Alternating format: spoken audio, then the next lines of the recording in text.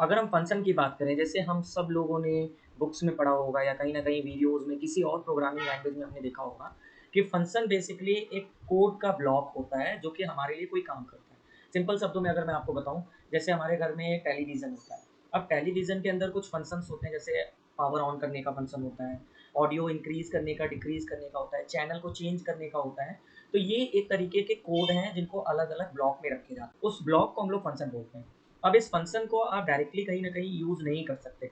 ये अपने आप काम नहीं करेगा। हमारा जो टेलीविज़न होता है, टीवी होता है, वो अपने आप चैनल को चेंज नहीं करता है, वो अपने आप वॉल्यूम को चेंज नहीं करता है। हमें ट्रिगर देना पड़ता है। तो फंक्शन एक ऑलरेडी बने-बनाई चीज़ें होती हैं सीक्वल के अंदर, जिसको हम लोग अपनी ज़रूरत पड़ने पर यूज़ कर सकते हैं। और जो भी वो फंक्शन के अंदर जो भी कमांड लिखे होंगे, जो भी उसका जॉब होगा, वो उसको कंप्लीट करेगा। तो बेसिकली फंक्शन का कुछ ऐसा काम होता है। अब इसको समझने के लिए मैंने एक डेटाबेस क्रिएट किया है जिसका नाम मैंने रखा है मार्क्स, और उसके अंदर एक मैंने टेबल क्रिएट किया है और इसके अंदर मैंने कुछ कॉलम्स बनाए हुए हैं, जैसे roll number, first name, last name और टोटल मार्क्स। इसके बाद मैंने डेटा को इंसर्ट करा दिया है। यहाँ पर मुझे सारे ही कॉलम इंसर्ट कराना है, इसलिए मैंने पैरेंथेसिस देकर कॉलम नेम नहीं दिया है। सो आई होप आपने पिछले वीडियो में देखा होगा, तो ये चीज़ आपको समझ में आ गया होगा। डिस्क्राइब करके मैं आपको दोबारा से दिखा देता हूँ। ये मेरे 4 कॉलम क्रिएटेड हैं और इनके अंदर मैंने डेटा जो इंसर्ट करा है वो भी मैं चेक करके दिखा देता हूँ, इस तरीके से। अब मैं चाहता हूँ कि मुझे ये जो फर्स्ट नेम और लास्ट नेम है, मुझे इन दोनों नंबर को जोड़ना है, कॉन्कैटिनेट करना है। कॉन्कैटिनेट बेसिकली क्या करता है, 2 अलग-अलग शब्दों को जोड़कर एक सिंगल वर्ड बनाता है। इसको पहले हम लोग करके देखते हैं। हम सेलेक्ट यूज़ करेंगे, concat, CONCAT, concat function use करते हैं। बेसिकली ये एक ऐसा फंक्शन है जो कि हमारे 2 अलग-अलग वर्ड को या 2 से ज़्यादा वर्ड को जोड़कर सिंगल वर्ड बनाता है। अब मैं एक एग्ज़ाम्पल के लिए यहाँ पर डबल कोटेशन के अंदर हेलो लिखता हूँ। ये मेरा पहला वर्ड हो गया, कॉमा लगा के मैं दूसरा वर्ड लिखता हूँ, वर्ड। ये मैंने इस तरीके से किया और इसको मैं रन करता हूँ। बस मैंने सेलेक्ट किया है कॉन्कैट कॉन्कैट करके अपने दोनों वर्ड को डबल कोटेशन या सिंगल कोटेशन में भी आप दे सकते हो, और उनके बीच में मैंने कॉमा दिया हुआ। अब मैं अगर इसको रन करूँगा, देखिए मेरा ये क्या हुआ, हेलो वर्ड एक साथ जुड़कर आ रहा है। अब देखो यहाँ पे स्पेस नहीं आ रहा है, मैं चाहता हूँ इनके बीच में स्पेस आ जाए, तो मैं कॉमा के बाद डबल कोटेशन दूंगा और इसमें एक स्पेस देके एक और कॉमा दूंगा। तो बेसिकली ये 3 वर्ड हैं, एक हेलो, एक स्पेस के लिए और एक वर्ल्ड के लिए। तो अगर मैं इसको भी रन करूँगा तो देखिए मेरा इस तरीके से कुछ वर्ड बनकर आता है। अब यहाँ पर आप देखो हेडिंग मेरा कॉन्केट करके आ रहा है, तो मैं इस हेडिंग को चेंज कर सकता हूँ एलिसेस देके।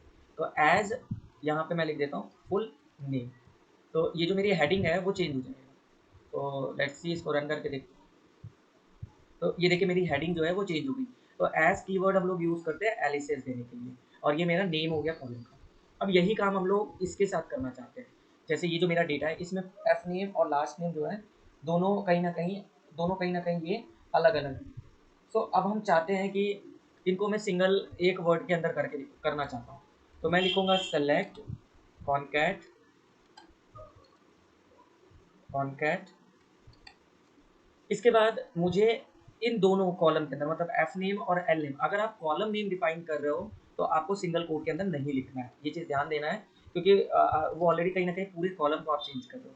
तो मैंने एफ नेम और एल नेम और इनके बीच में मुझे स्पेस चाहिए, तो मैं एक कॉमा लगाकर यहाँ पे सिंगल कोट के अंदर स्पेस देता हूँ, क्योंकि ये एक स्ट्रिंग है जो मेरे पास पहले से नहीं है। लेकिन ये F F name and L name जो है ये मेरा कॉलम का नेम है, इसलिए मैंने इसको सिंगल कोटेशन के अंदर या डबल कोटेशन के अंदर नहीं लिखा है। इसके बाद मैं चाहता हूँ मेरा कॉलम का नेम हो जाए full name, full name. And मुझे किस में करना है, ये जो टेबल नेम है फ्रॉम स्टूडेंट अंडरस्कोर मार्क, इसके अंदर चेंज करना है, तो मुझे कॉलम नेम भी देना पड़ेगा।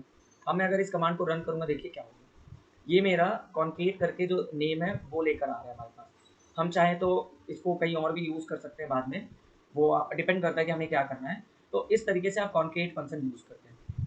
अब अगर हम चाहते हैं कि नहीं, ये जो मेरा जो टेबल है, इस टेबल को अगर मैं रन करूँ, इस टेबल के अंदर जो नेम आ रहा है, मैं चाहता हूँ इस नेम एफ नेम का फर्स्ट नेम का पहला लेटर मेरे पास हो, मतलब फर्स्ट लेटर मेरे पास हो। तो इसके लिए एक फंक्शन होता है सब स्ट्रिंग।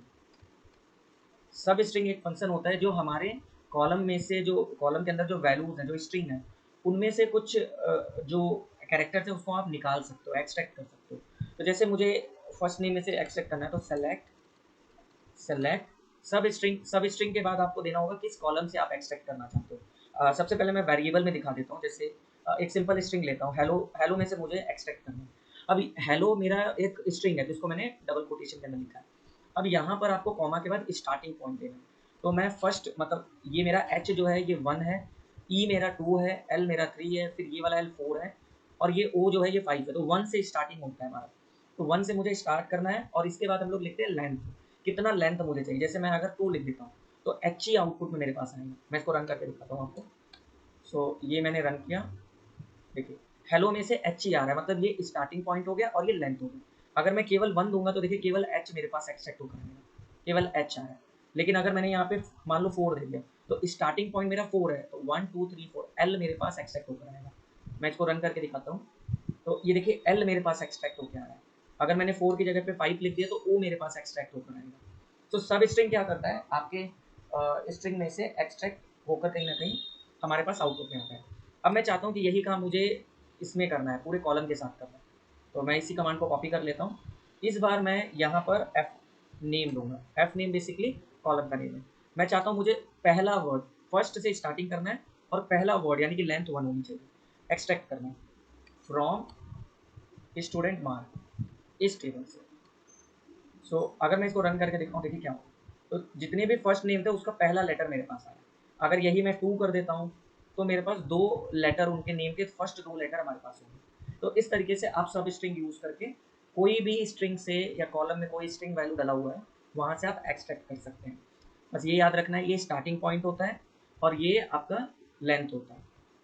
दूसरी चीज़, अगर हम चाहते हैं सेलेक्ट नाउ, नाउ एक ऐसा फंक्शन होता है जो आपके करंट डेट और टाइम को आउटपुट में लेकर आता है। जैसे अगर मैं इसको रन करूँ तो देखिए क्या होने वाला है। अगर इसको मैंने रन किया तो देखिए डेट और इसके स्पेस के बाद मेरे पास टाइम आ रहा है। इसको हम लोग टाइम स्टैम्प के लिए यूज़ करते हैं। और अगर मैंने यही चीज़ select C U R date कर देता हूँ, C U R date basically क्या करता है, करंट डेट को आपका आउटपुट में लेकर आता है। तो ये मेरा आज का डेट है 29/2023। अगर मैं चाहता हूँ कि नहीं मुझे टाइम चाहिए, करंट टाइम, तो C U R T I M E time और पैरेंथेसिस। अगर मैंने ये किया तो ये करंट टाइम आपके सामने आउटपुट में लेकर आया। तो ये मेरा अभी का टाइम चल रहा है। सो ये कुछ बेसिक जो फंक्शन है जो ऑलरेडी हम लोग प्री डिफाइंड फंक्शन हम लोग केवल यूज़ करते हैं, वो आप अपने सीक्वल के अंदर यूज़ कर सकते हैं।